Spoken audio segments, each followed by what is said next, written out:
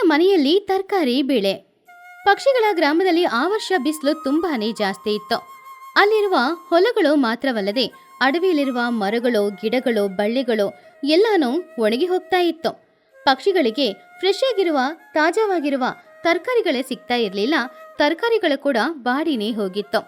ಹೀಗಿರುವಾಗ ಒಂದಿನ ಬೆಳಗ್ಗೆ ಸಮಯ ಮಹಿಹದ್ದು, ಟುನಿಗುಬ್ಬಚ್ಚಿ, ಚಿಚುಕಾಗೆ, ಚೋಟಿಗಿಳಿ ಎಲ್ರೂ ಮಾರ್ಕೆಟ್ಗೆ ತರಕಾರಿ ತಗೊಂಡ್ಬರಕ್ ಹೋಗಿ ತರಕಾರಿ ಏನು ತಗೊಳ್ದೆ ಹಾಗೇನೆ ವಾಪಸ್ ಬಂದ್ರು. ಏನೋ ಈ ವರ್ಷ ಬಿಸಿಲು ಇಷ್ಟು ಜೋರಾಗಿರುತ್ತೆ ಅಂತ ಯಾರೂ ಅಂದ್ಕೊಂಡಿಲ್ಲ. ತರಕಾರಿಗಳು ಕೂಡ ತಿನ್ನಕ್ಕೆ ಫ್ರೆಶ್ ಆಗಿ ಸಿಗ್ತಾನೆ ಇಲ್ಲ. ಟೊಮೆಟೊನಾದ್ರೂ ಸಿಕ್ಕಿದ್ರೆ ಚೆನ್ನಾಗಿರುತ್ತೆ ಅಂತ ನೋಡ್ತಾ ಇದ್ದೀನಿ, ಆದ್ರೆ ಆ ಟೊಮೆಟೊ ಕೂಡ ಸಿಗ್ತಾ ಇಲ್ಲ. ಹೌದು, ಅಂಗಡಿಗೆ ತರಕಾರಿ ತಗೊಂಡ್ ಬರೋಣ ಅಂತ ಹೋದ್ರೆ ಎಲ್ಲೋ ತರಕಾರಿ ಸಿಗ್ತಾನೆ ಇಲ್ಲ. ಭೂಮಿ ಎಲ್ಲಾನು ಬರ ಬಂದ ಹಾಗೆ ಇದೆ. ಎಲ್ಲಿ ಹೋದ್ರೂ ಟೊಮೆಟೊನು ಸಿಗ್ತಾ ಇಲ್ಲ, ಈರುಳ್ಳಿನೂ ಸಿಗ್ತಾ ಇಲ್ಲ. ದಿನ ಮಕ್ಕಳಿಗೆ ಬರೀ ಗಂಜಿ ಮಾಡಿಕೊಡಕ್ಕೆ ಕಷ್ಟ ಆಗ್ತಾ ಇದೆ. ಹೌದು, ತರಕಾರಿ ಗಿಡಗಳು ಕೂಡ ಹೊರಗಡೆ ಇಟ್ರೆ ಬಾಡಿ ಹೋಗ್ತಾ ಇದೆ. ಎಷ್ಟೇ ನೀರು ಇದ್ರೂ ಕೂಡ ಆ ಸೂರ್ಯನೇ ತಗೊಂಡು ಹೋಗ್ತಾ ಇದ್ದಾನೆ. ಆಮೇಲೆ ಗಿಡಗಳಲ್ಲಿ ಹೇಗೆ ತರಕಾರಿಗಳು ಬರುತ್ತೆ ಹೇಳಿ? ಏನೋ ನಮ್ಮ ಕರ್ಮ.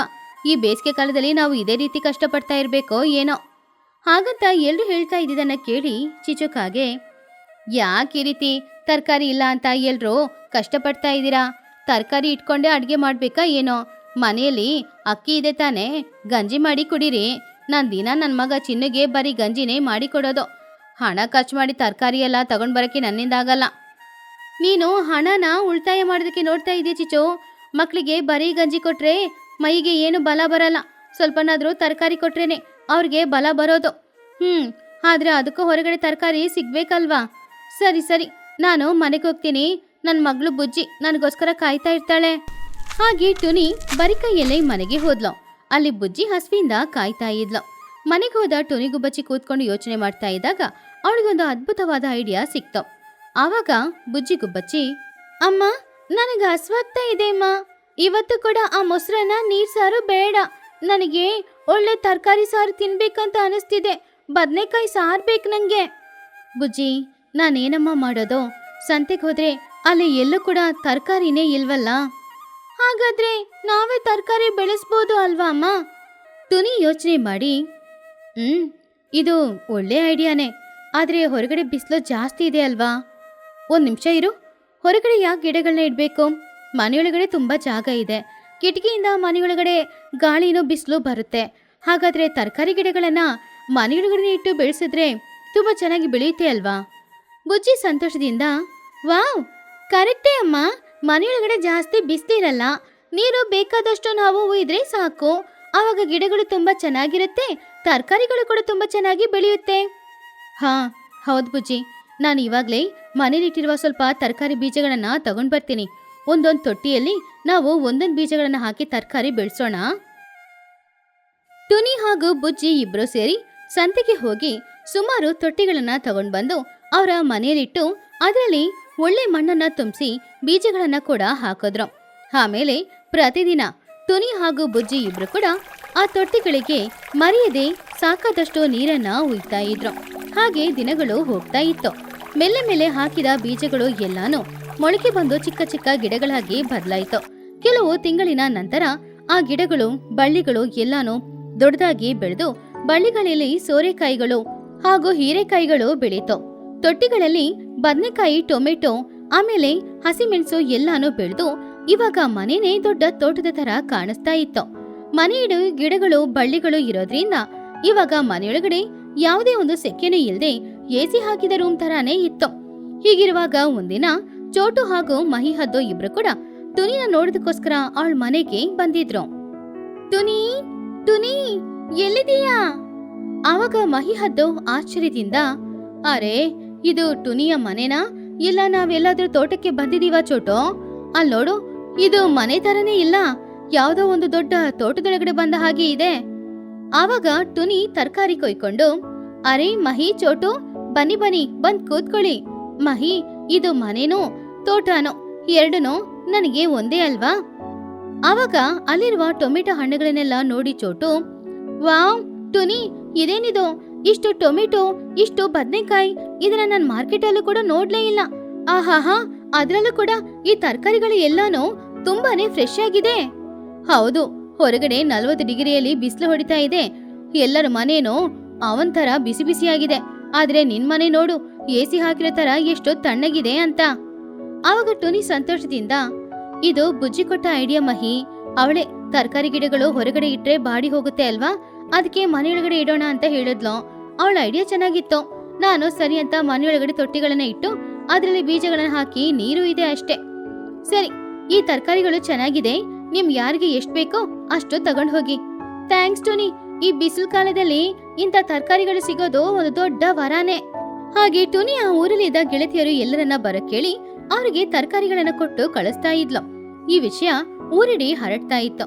ಟೋನಿಯ ಮನೆಯ ಪಕ್ಕದಲ್ಲೇ ಇರುವ ಚಿಚುಕಾಗಿಗೂ ಕೂಡ ಆ ವಿಷಯ ಗೊತ್ತಾಗಿದ್ರಿಂದ ಅವಳು ಟೋನಿಯ ಮನೆಯೊಳಗಡೆ ಇರುವ ಅಷ್ಟು ತರಕಾರಿಗಳನ್ನ ನೋಡಿ ಅದನ್ನ ಹೇಗಾದ್ರೂ ಸ್ವಂತ ಮಾಡ್ಕೊಳ್ಬೇಕು ಅಂತ ಅಂದ್ಕೊಂಡ್ಲು. ಆಹಾಹಾ, ಇದೇನಿದು, ಆ ಸೋರೆಕಾಯಿ ಎಷ್ಟು ಉದ್ದ ಆಗಿದೆ. ನನ್ ಮಗ ಚಿನ್ನುಗಿಂತ ಕೂಡ ಉದ್ದವಾಗಿದೆ. ಅದ್ರಲ್ಲೂ ಅದು ಟೊಮೆಟೊ ಹಣ್ಣ, ಆಪಲ್ ಹಣ್ಣ ಅಷ್ಟು ಫಳಫಳ ಅಂತ ಹೊಳಿತಾ ಇದೆ. ಅಯ್ಯೋ, ಬದ್ನೆಕಾಯಿ ಜೊತೆಗೆ ಹಸಿಮೆಣಸಿನಕಾಯಿ ಎಲ್ಲ ಗೊಂಚಲಾಗಿದೆ. ನೋಡಕ್ಕೆ 2 ಕಣ್ಣು ಸಾಕಾಗ್ತಾ ಇಲ್ಲ. ಈ ತರಕಾರಿಗಳಲ್ಲಿ ಸ್ವಲ್ಪ ಕೊಡು ಅಂತ ಕೇಳಿದ್ರೆ ಟುನಿ ನನಗೆ 2 ಟೊಮೆಟೊ ಕೊಟ್ಟು ಕಳಿಸ್ಬಿಡ್ತಾಳೆ, ಇಲ್ಲಾಂದ್ರೆ ಹಣ ಕೇಳ್ತಾಳೆ.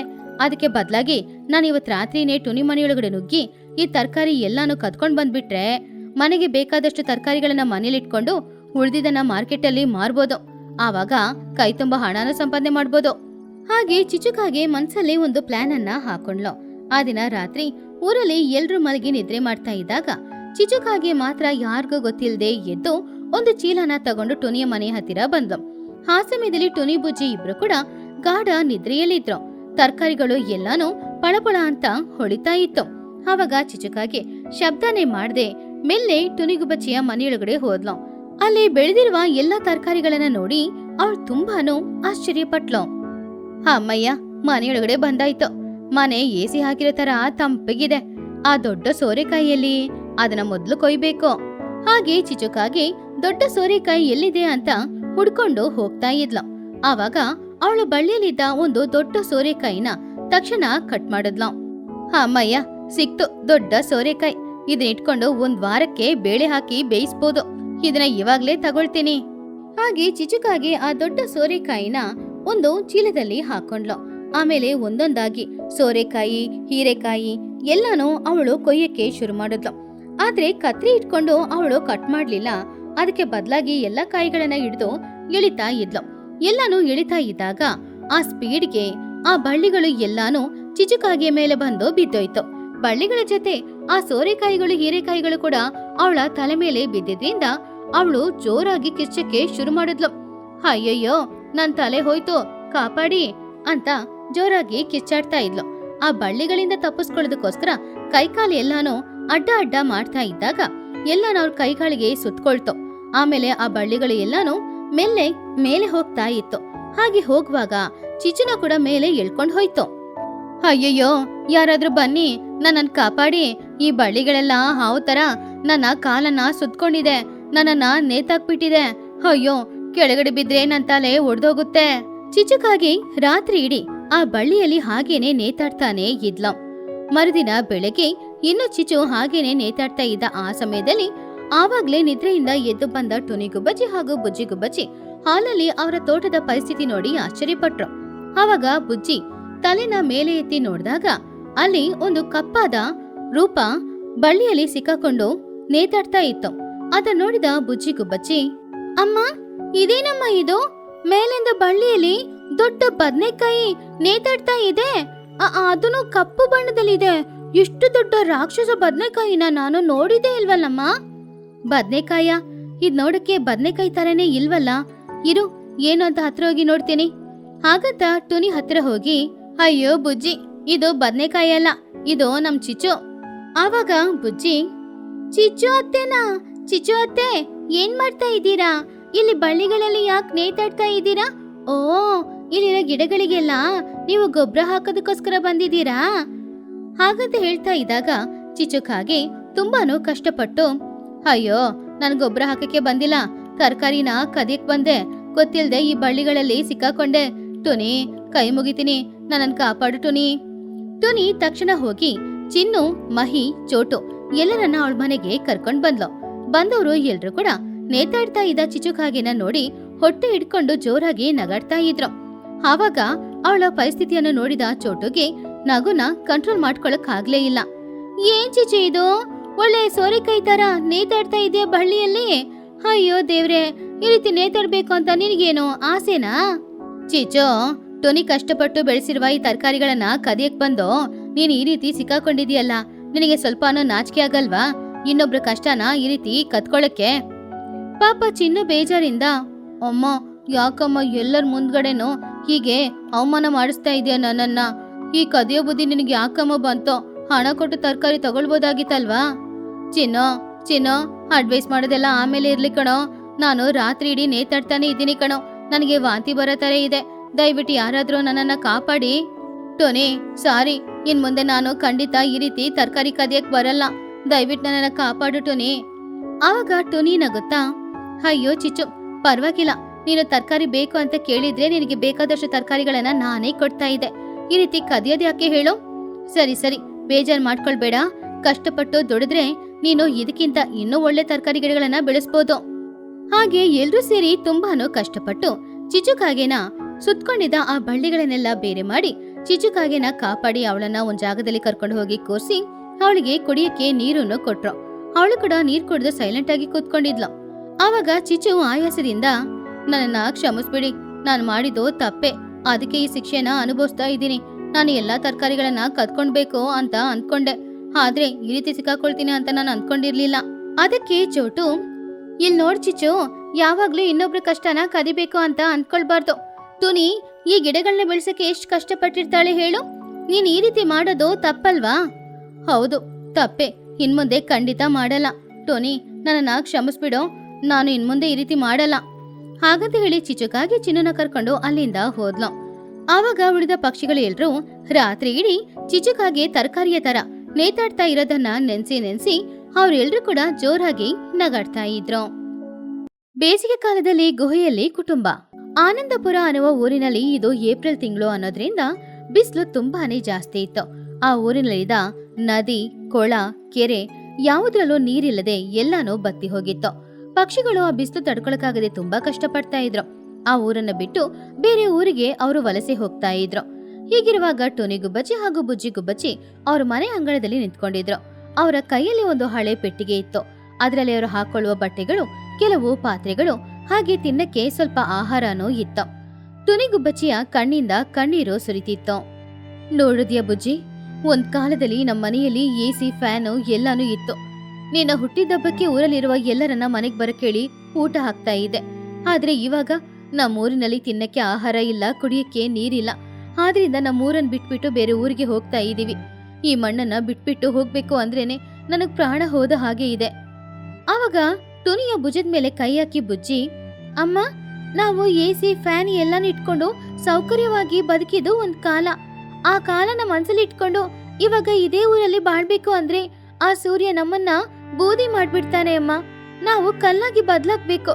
ಈ ಊರನ್ ಬಿಟ್ಬಿಟ್ಟು ಬೇರೆ ಊರಿಗೆ ನಾವು ಹೋಗ್ಲೇಬೇಕು. ನೀನ್ ಬೇಜಾರ್ ಮಾಡ್ಕೊಳ್ಬೇಡ ಅಮ್ಮ. ಇವಾಗ ನಮ್ ಪ್ರಾಣನ ನಾವು ಕಾಪಾಡ್ಕೊಂಡ್ರೇನೆ ಪುನಃ ಊರಿಗೆ ಬಂದು ನಮ್ ಊರನ್ನ ನಮ್ಮಿಂದ ಸರಿ ಮಾಡಕ್ಕಾಗುತ್ತೆ ಅಮ್ಮ. ಹಾಗೆ ಅವರಿಬ್ರು ಪೆಟ್ಟಿಗೆನ ತಲೆ ಮೇಲೆ ಇಟ್ಕೊಂಡು ಅವ್ರ ಊರನ್ನ ಖಾಲಿ ಮಾಡಿ ಬೇರೆ ಊರಿಗೆ ಹೋಗ್ತಾ ಇದ್ರು. ಹಾಗೆ ಅವರು ಅವ್ರ ಊರನ್ ಬಿಟ್ಟು ಬೇರೆ ಊರಿಗೆ ಹೋಗ್ತಾ ಇದ್ದಾಗ ಅವರ ಮನಸ್ಸಿನಲ್ಲಿದ್ದ ನೋವು ಅದನ್ನ ಬರೀ ಮಾತಲ್ಲಿ ಬಾಯಿಂದ ಹೇಳಕ್ಕಾಗದೆ ಇರುವ ಅಷ್ಟು ಇತ್ತು. ಹಾಗೆ ಅವ್ರು ಹೋಗ್ತಾ ಇದ್ದಾಗ ಅದೇ ಊರಲ್ಲಿದ್ದ ಚಿಚುಕಾಗೆ ಹಾಗೂ ಲೂಸಿ ಪಾರಿವಾಳನ ಅವರಿಬ್ರು ದಾರಿಯಲ್ಲಿ ನೋಡಿದ್ರು. ಏನ್ ಟೋನಿ, ನೀನ್ ಕೂಡ ಈ ಊರನ್ ಬಿಟ್ಬಿಟ್ಟು ಹೋಗ್ತಾ ಇದೀಯಾ? ಅದೂನು ಸರಿನೇ, ಈ ಊರಲ್ಲಿ ನೀರಿಲ್ಲ, ಆಹಾರ ಇಲ್ಲ. ಇಲ್ಲಿದ್ರೆ ಸಾಯೋದಂತೂ ಖಂಡಿತ. ಒಂದ್ ಕಾಲದಲ್ಲಿ ನಾವೆಲ್ರೂ ಎಷ್ಟು ಚೆನ್ನಾಗಿದ್ವಿ, ಎಲ್ರತ್ರ ಹಣ ಇತ್ತು. ಆದ್ರೆ ಇವಾಗ ಆ ಹಣ ನಮ್ಮನ್ನ ಕಾಪಾಡ್ತಾ ಇಲ್ಲ. ಹಾ, ಎಲ್ರೂ ಬೇರೆ ಬೇರೆ ಹೋಗ್ಲೇಬೇಕು. ಹೌದು ಟೋನಿ, ನಮ್ಮೂರಿನಲ್ಲಿ ಒಂದೇ ಒಂದ್ ಮರ ಕೂಡ ಹಚ್ಚ ಹಸಿರಾಗಿಲ್ಲ. ನೀರು ಇಲ್ಲ, ಆಹಾರ ಇಲ್ಲ ಅಂದ್ಮೇಲೆ ಈ ಊರಲ್ಲಿ ಬದುಕ್ಬೇಕಂತ ಆಸೆ ಪಡೋದ್ ಕೂಡ ತಪ್ಪೆ. ಅದಕ್ಕೆ ನಾವು ಕೂಡ ಹೋಗ್ತಾ ಇದೀವಿ. ನೀವು ಆ ಉತ್ತರ ದಿಕ್ಕಿನಲ್ಲಿ ಹೋಗಿ, ಅಲ್ಲಿ ಒಂದು ಅಡವಿಯಲ್ಲಿ ಹಣ್ಣುಗಳೆಲ್ಲ ಇದೆ ಅಂತೆ. ನಾವು ಕೂಡ ದಕ್ಷಿಣ ದಿಕ್ಕಿಗೆ ಹೋಗ್ತಾ ಇದೀವಿ. ಚಾನ್ಸಸ್ ಇದ್ರೆ ಪುನಃ ಒಂದ್ಸಲ ನಾವು ಮೀಟ್ ಮಾಡ್ಕೊಳ್ಳೋಣ. ಸರಿ ಲೂಸಿ, ನೀನ್ ಹೇಳಿದ್ ನಿಜಾನೇ. ಪ್ರಾಣನ ಕಾಪಾಡ್ಕೊಳ್ಳೋದು ಇವಾಗ ತುಂಬಾ ಮುಖ್ಯ. ಚಾನ್ಸ್ ಸಿಕ್ಕಿದ್ರೆ ಮೀಟ್ ಮಾಡೋಣ. ಸರಿ, ನಾನ್ ಬರ್ತೀನಿ. ಸುಮಾರು ದೂರ ನಡೆದು ಟುನಿ ಹಾಗೂ ಬುಜ್ಜಿ ಇಬ್ರು ಒಂದು ಅಡವಿಗೆ ಬಂದ್ರು.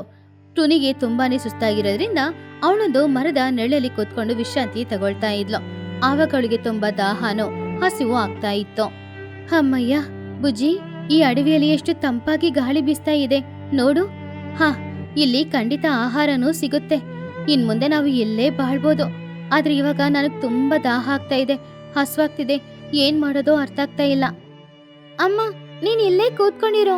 ಅಡವಿಗೆ ಬಂದಾಯ್ತಲ್ವಾ, ನಾನು ಇನ್ನೂ ಸ್ವಲ್ಪ ದೂರ ಹೋಗಿ ನಮಗೆ ತಿನ್ನಕ್ಕೆ ಆಹಾರನೋ ಕುಡಿಯಕ್ಕೆ ನೀರೋ ಸಿಗುತ್ತಾ ಅಂತ ನೋಡ್ಕೊಂಡ್ ಬರ್ತೀನಿ. ನೀನು ತುಂಬಾ ಸುಸ್ತಾಗಿದ್ಯಾ, ನಾನ್ ಮಾತ್ರ ಹೋಗ್ಬಿಟ್ಟು ಎಲ್ಲಾನು ತಗೊಂಡ್ ಬರ್ತೀನಮ್ಮ. ಆವಾಗ ಟುನಿ ಹೆದರ್ಕೊಂಡೆ, ಅಯ್ಯೋ ಬುಜ್ಜಿ, ಬೇಡ ಮಗಳೇ, ನಾವ್ ಬಂದಿರೋದು ಹೊಸ ಅಡವಿಗೆ. ಇಲ್ಲಿ ಕ್ರೂರವಾದ ಮೃಗಗಳು ಇರುತ್ತೆ. ಅದು ನಿನ್ನ ಏನಾದ್ರೂ ಮಾಡ್ಬಿಟ್ರೆ ಬೇಡ. ಎಲ್ಲಿಗೆ ಹೋಗೋದಾದ್ರೂ ಇಬ್ರು ಒಟ್ಟಿಗೆ ಹೋಗೋಣ. ಅಮ್ಮ, ನಾನೇನ್ ಇನ್ನು ಚಿಕ್ಕ ಮಗು ಅಂತ ಅನ್ಕೊಂಡಿದ್ಯಾ ನೀನು? ನಾನು ಡಿಗ್ರಿ ಮುಗಿಸೇ 1 ವರ್ಷ ಆಯ್ತು. ಏನೋ ನಮ್ ಪರಿಸ್ಥಿತಿ ಸರಿ ಇಲ್ಲ ಅನ್ನೋದ್ರಿಂದ ಹೀಗೆ ಎಲ್ಲೆಲ್ಲೋ ನಾವು ಅಲೆದಾಡ್ತಾ ಇದ್ದೀವಿ. ನಮ್ ಪರಿಸ್ಥಿತಿ ಚೆನ್ನಾಗಿದ್ದಿದ್ರೆ ಮಾತ್ರ ಇಷ್ಟೊತ್ತಿಗೆ ನಾನು ಸಾಫ್ಟ್ವೇರ್ ಕಂಪನಿಗೆ ಜಾಯಿನ್ ಆಗಿ ಒಳ್ಳೆ ಕೆಲಸ ಮಾಡಿ ಹಣ ಸಂಪಾದನೆ ಮಾಡಿ ಮನೇನ ನಿನ್ನನ್ನ ಚೆನ್ನಾಗಿ ನೋಡ್ಕೊಳ್ತಿದ್ದೆ. ನಾನ್ ಚಿಕ್ಕ ಮಗು ಅಲ್ಲಮ್ಮ, ನಾನು ಓದಿದ್ದೀನಿ. ಎಲ್ಲಿ ಏನ್ ಮಾಡ್ಬೇಕು ಅಂತ ನನಗ್ ಚೆನ್ನಾಗಿ ಗೊತ್ತು. ನೀನೇನು ಬೇಜಾರ್ ಮಾಡ್ಕೊಳ್ಬೇಡ. ನಾನು ಹೋಗಿ ಬೇಗ ನಿನಗೋಸ್ಕರ ಆಹಾರ ತಗೊಂಡ್ ಬರ್ತೀನಿ. ಬುಜ್ಜಿ ಅಮ್ಮನಿಗೋಸ್ಕರ ನೀರು ಆಹಾರ ಹುಡ್ಕೊಂಡು ಇನ್ನೂ ಸ್ವಲ್ಪ ಮುಂದೆ ಹೋದಾಗ ಅವಳಿಗೆ ಅಲ್ಲೊಂದು ಗುಹೆ ಕಾಣಿಸ್ತು. ಆ ಗುಹೆ ನೋಡಕ್ಕೆ ತುಂಬಾನು ಚೆನ್ನಾಗಿತ್ತು. ಈ ಗುಹೆಯಲ್ಲಿ ಯಾರಿದ್ದಾರೆ ಅಂತ ನೋಡೋದಕ್ಕೋಸ್ಕರ ಬುಜ್ಜಿ ಒಳಗಡೆ ಹೋದಾಗ ಅಲ್ಲಿ ಒಬ್ಬ ಹುಡುಗ ಇದ್ದ. ಅವನು ಗುಹೆಯೊಳಗಡೆ ಬಂದಿರುವ ಹೊಸ ಪಕ್ಷಿಯನ್ನು ನೋಡಿ ತುಂಬಾನು ಕೋಪದಿಂದ, ಯಾರ್ ನೀನೋ? ನಮ್ ಗುಹೆಯೊಳಗಡೆ ಏನ್ ಮಾಡ್ತಿದ್ಯಾ? ಹಾಗಂತ ಬನ್ನು ಕೇಳಿದ ತಕ್ಷಣ ಬುಜ್ಜಿ ತುಂಬಾನು ಹೆದರದ್ಲು. ಸಾರಿ, ನೀವ್ ಇಲ್ಲಿದ್ದೀರಾ ಅಂತ ಗೊತ್ತಿಲ್ದೆ ನಾನು ಒಳಗಡೆ ಬಂದ್ಬಿಟ್ಟೆ. ಹೇ, ನಿನ್ ಹೆಸರು ಬನ್ನು ತಾನೆ? ಅರೆ ಬುಜ್ಜಿ, ನೀನಾ? ಹೌದ್, ನಾನ್ ಬನ್ನು. ಏನಿದೋ, ನೀನು ಆನಂದಪುರ ನಿಮ್ಮೂರಲ್ಲಿ ಇರ್ಬೇಕಲ್ವಾ? ಈ ಸಮಯದಲ್ಲಿ ಅಡವಿಯಲ್ಲಿ ಏನ್ ಮಾಡ್ತಿದ್ಯಾ?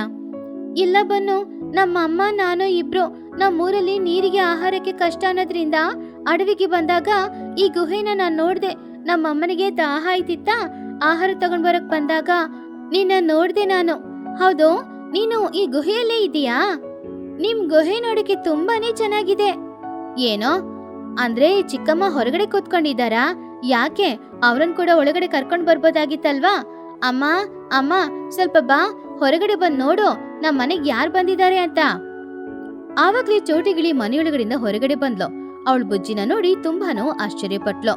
ಬುಜ್ಜಿ ಬನ್ನು ಇಬ್ರು ಓದ್ತಾ ಇದ್ದ ಕಾಲದಲ್ಲಿ ಟುನಿ ಹಾಗೂ ಬುಜ್ಜಿ ಸುಮಾರು ಸಲ ಅವ್ರ ಮನೆಗೆ ಹೋಗಿದ್ರು. ಬುಜ್ಜಿ, ಹೇಗಮ್ಮ ಇದೀಯಾ? ಯಾಕಮ್ಮನ ಹೊರಗಡೆನೆ ಕೂರ್ಸಿದೀಯಾ? ಬನ್ನು, ಹೋಗಿ ಚಿಕ್ಕಮ್ಮನ ಕರ್ಕೊಂಬಾ. ಹಾಗಂತ ಹೇಳಿದಾಗ ಬನ್ನು ಹೊರಗಡೆ ಹೋಗಿ ಟುನಿನ ಮನೆಯೊಳಗಡೆ ಕರ್ಕೊಂಡ್ ಬಂದ. ಟುನಿ ಮನೆಯೊಳಗಡೆ ಬಂದು, ಚೋಟು, ನೀನ್ ಇಲ್ಲಿದ್ಯಾ?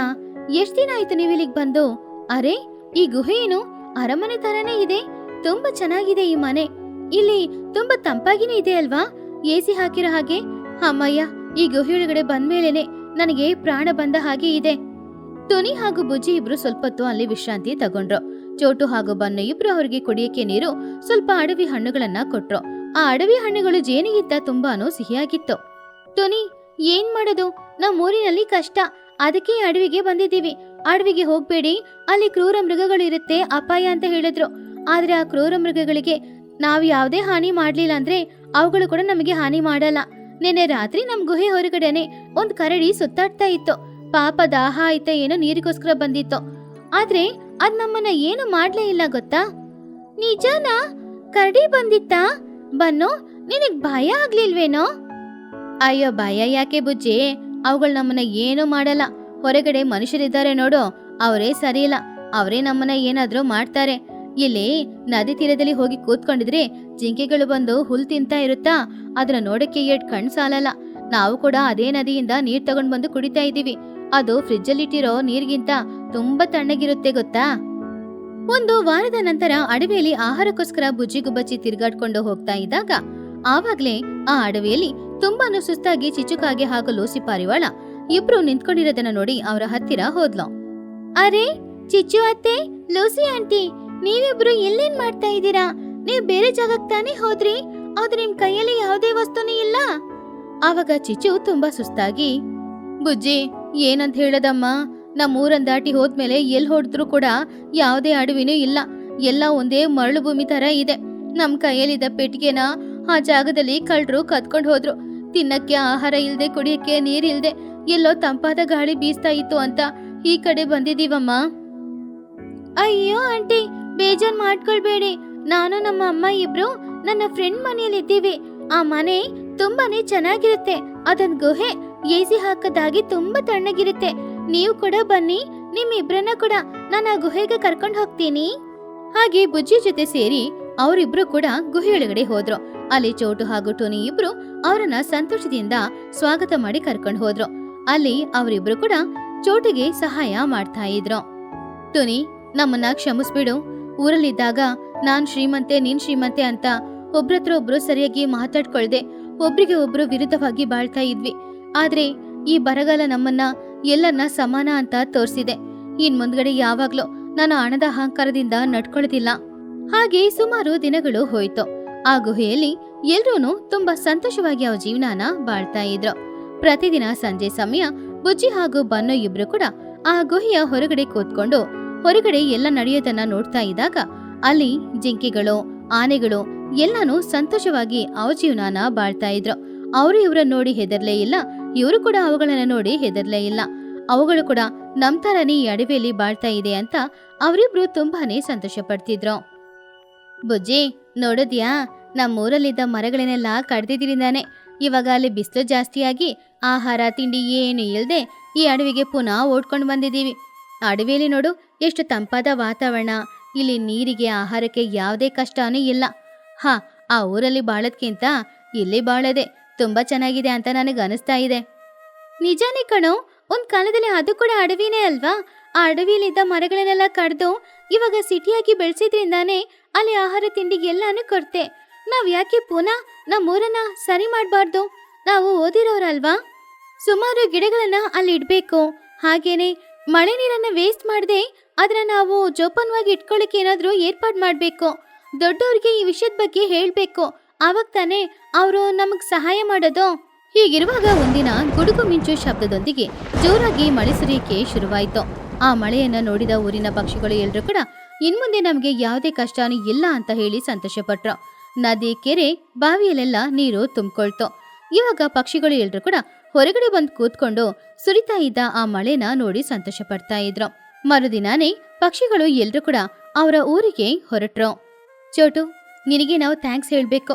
ನಾವೆಲ್ಲರೂ ಕಷ್ಟಪಡ್ತಾ ಇದ್ದ ಕಾಲದಲ್ಲಿ ಈ ಗುಹೆನೆ ನಮಗೆ ಆಶ್ರಯನೂ ಕೊಟ್ಟಿತ್ತು. ಹಾಗೇನೆ ಜೀವನಕ್ಕೆ ಬೇಕಾಗಿರುವ ಪಾಠನೂ ಕಲ್ಸ್ಕೊಡ್ತು. ಇನ್ಮೇಲೆ ನಾವೆಲ್ಲರೂ ಸಂತೋಷವಾಗಿರ್ತೀವಿ.